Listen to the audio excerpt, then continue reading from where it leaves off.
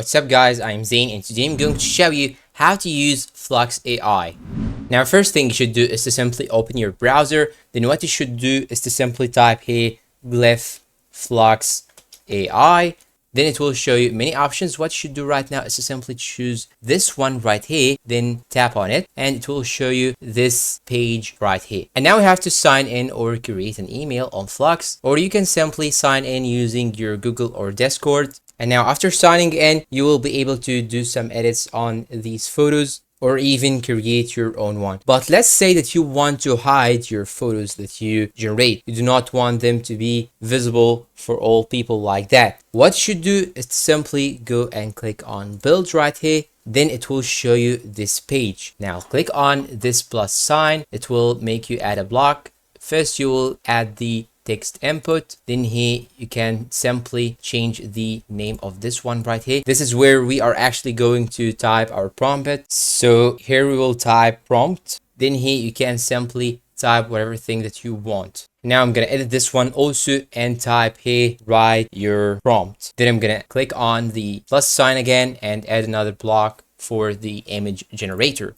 And now what you should do is to click on this prompt button right here. And by this way, the image generator will use the prompt that you have typed here in order to generate a photo right here. And now we can do some modifications to the photo that is going to be generated. You can simply choose the image generation model. Here you have many options. You can choose whatever option you want. You can actually try each one of them, but in this case, I will choose Flux Pro. And down below right here, you have the image size, which also can be adjusted. I'm gonna choose this one right here, portrait, but here you have also many options that you can use. And for the advanced controls, here are some things that I do not want actually to go deep on it, just in order to make the tutorial easy. So once you finish, you can go up right here, then click on publish. Now, as you can see, the glyph has been published. And what you should do right now is to simply click on your profile picture, then go to your glyphs. Then it will show you the number of glyphs that you have created. And here, as you can see, I have my own glyph. So I'm going to click on it. And here you can also click on these three horizontal lines in order to edit its name. So I'm going to click on this name right here. Then I'm going to change it. So I'm going to name it test, for example. Then I'm going to click on publish again, then go to your glyphs. And now here, as you can see, we have the name changed. So I'm going to click on it. Then here I will type the prompt that I want in order to create an image. So here I have used this prompt and now it's creating the image that I want. And now here, as you can see, we have our image. It looks perfect, to be honest, and it will take just a couple of seconds.